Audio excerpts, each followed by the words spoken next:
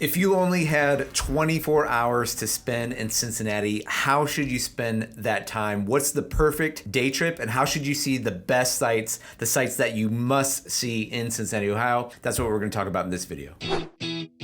Hey guys, welcome back. It's Eric Sztanyo from Keller Realty and teamsztanyo.com, where we are helping you find your home and strengthen your family. And I came across this website recently, visitcincy.com. Maybe a lot of you guys have been on this website already. Obviously, a lot of you contact me because you are moving to the Cincinnati area. Maybe you're from here, maybe you're not, maybe you've been here, maybe you haven't. And so what I want to do is kind of go over what visitcincy.com's idea of the perfect 24-hour day in Cincinnati is. Now, they're looking at it from a tourist standpoint, so I want to kind of help you look at it from a moving to Cincinnati standpoint and kind of compare and contrast what I think is a good idea from this website, maybe what isn't. You might be coming in alone, you might be coming in with your spouse, or maybe with your kids and the whole family. So what should you do to try to get to know the area in a short bit of time? Let's look into it.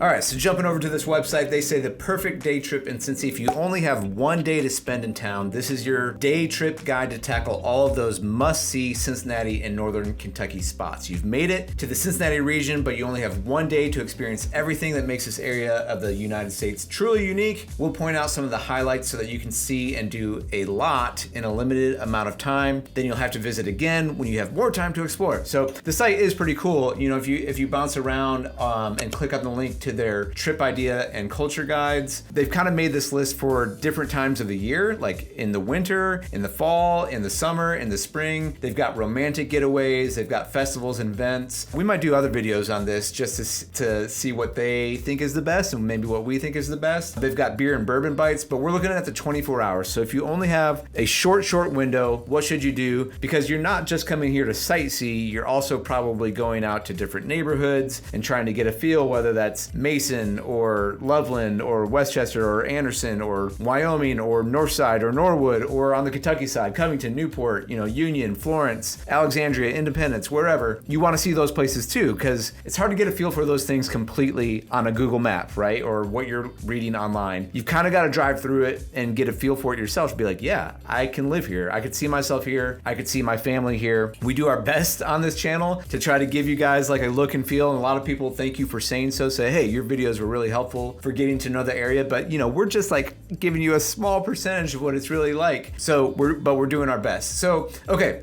perfect day trip. So you're coming in, you flew into maybe CVG, or maybe you drove in, let's call it the welcome gate into Cincinnati, is when you're driving north on I-71, I-75 from the airport, which is actually in Kentucky, and you're heading into downtown. One of my favorite things, and a lot of people are surprised, is like the skyline view is actually really, really pretty.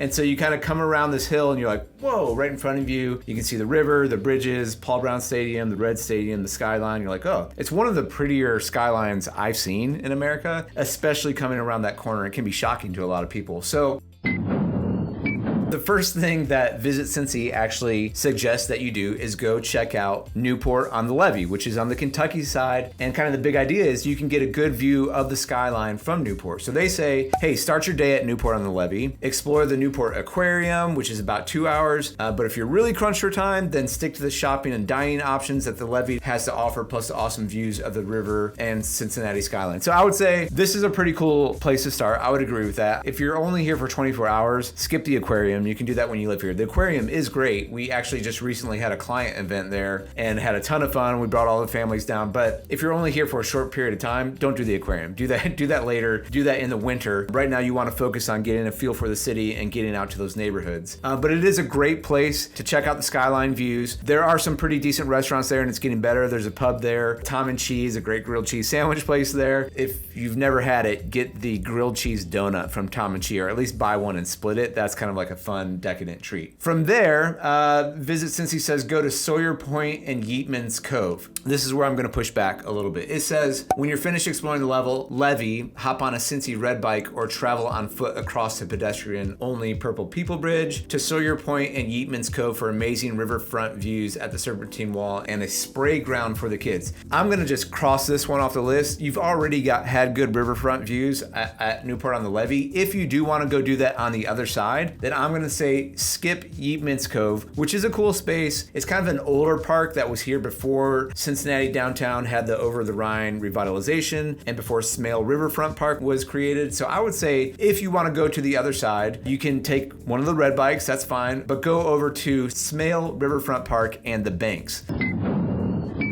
So reading this, it says, continue along the Ohio River on walking paths to Smale Riverfront Park. Sit and relax on the porch swings overlooking the river and let the kids play on the playground or take a spin on Carol Ann's carousel. So let's stop there for a minute. One nice thing about Smale is if you do have the kids with you, there's some pretty big open fields where they can run around. If it is hot in the summertime, there are some of those splash like fountain places where they can play in right in front of the Red Stadium. There's long river walks. It's safe down there. The flowers are usually beautiful and you're usually looking up at the skyline. There's a really cool park down there with slides as well. There's multiple playgrounds where they can play. In the summertime, there's kind of these interactive water gadgety creep type things they can play in as well. If the kids need to get energy out, Smale Riverfront is a good place to go. Maybe do that, then go grab some lunch, then continue on your day. So going back to the site, before heading farther into the city, stop by the Berlin Wall Memorial at the National Underground Railroad Freedom Center to take a photo with a piece of history. Again, that museum is awesome. That Freedom Center is awesome. If you want to take a quick photo op, great. Plan in the future for where you can go through that museum full time. But for now, I'd say move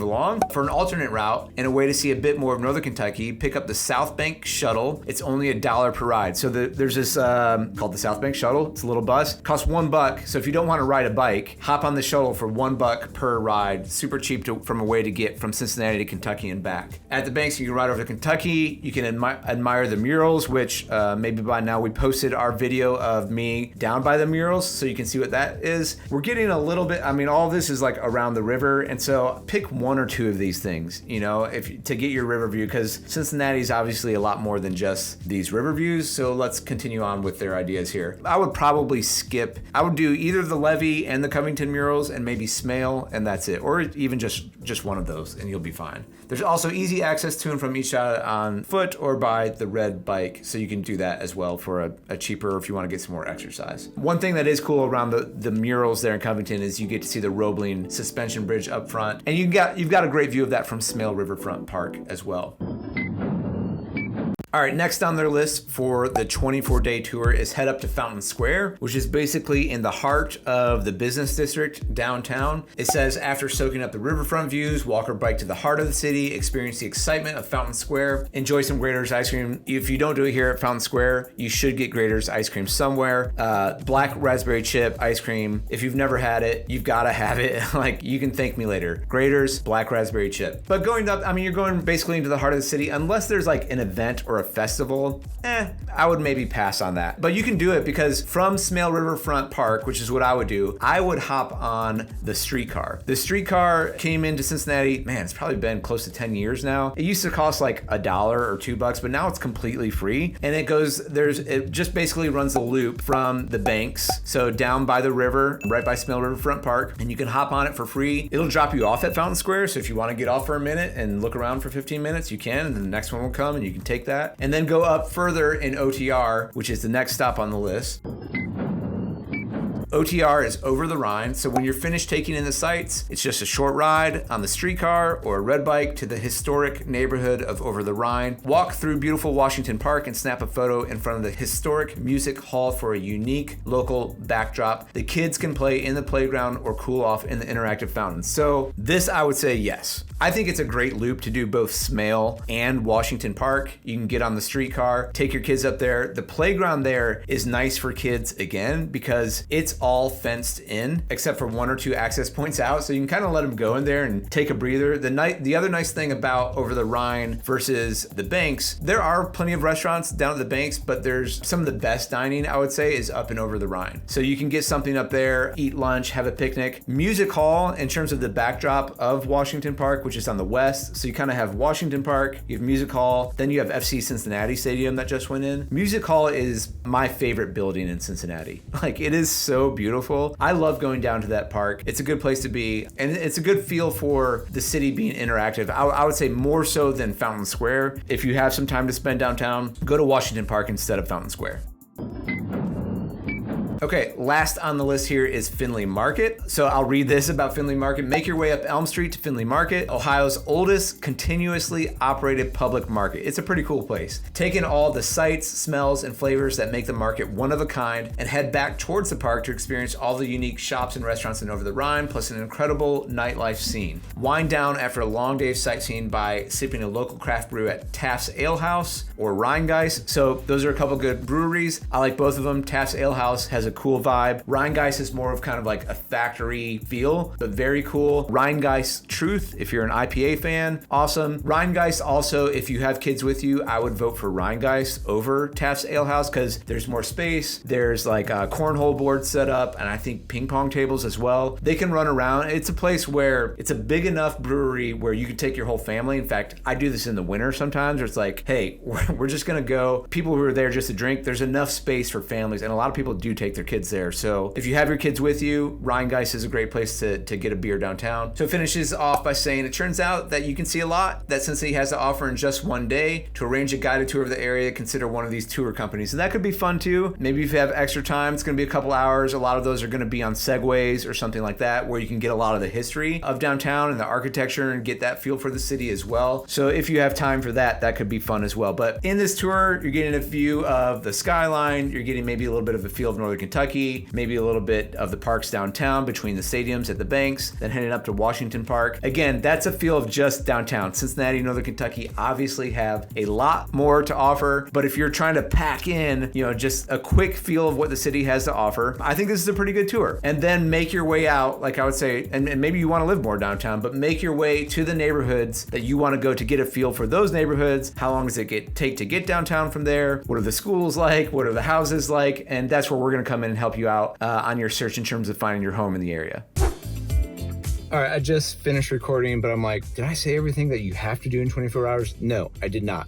If I actually were to say, what else do you have to do in Cincinnati if you only had 24 hours, I would say two more things. Obviously, this is seasonal dependent, but go to a Reds game. A Reds game, even though we're terrible right now, even though we haven't won anything in ages, there's something about the Reds and Cincinnati that's tied to, even though like the city is on fire with the Bengals right now, including myself. But Cincinnati and baseball is a thing that's tied together. Get to a Reds game, and then there's the trifecta. Skyline Chili Conies, La Rosa's Pizza, Grater's Ice Cream. You've done good work. You've gotten a good feel of Cincinnati if you've done those three things. All right, so what did I miss? Leave it in the comments below. If you were telling your friends what to do in Cincinnati, they had 24 hours to do it. All right, there you go. There are a ton of things to do in Cincinnati. This is for that whirlwind 24-hour tour, or maybe you're in for a weekend to try to get a feel for the city, as well as go home searching and getting a feel for the neighborhoods. So I hope that is helpful for you guys. If it was, please give us a like, subscribe to the channel. Thank you guys so much for watching. We'll see you next time.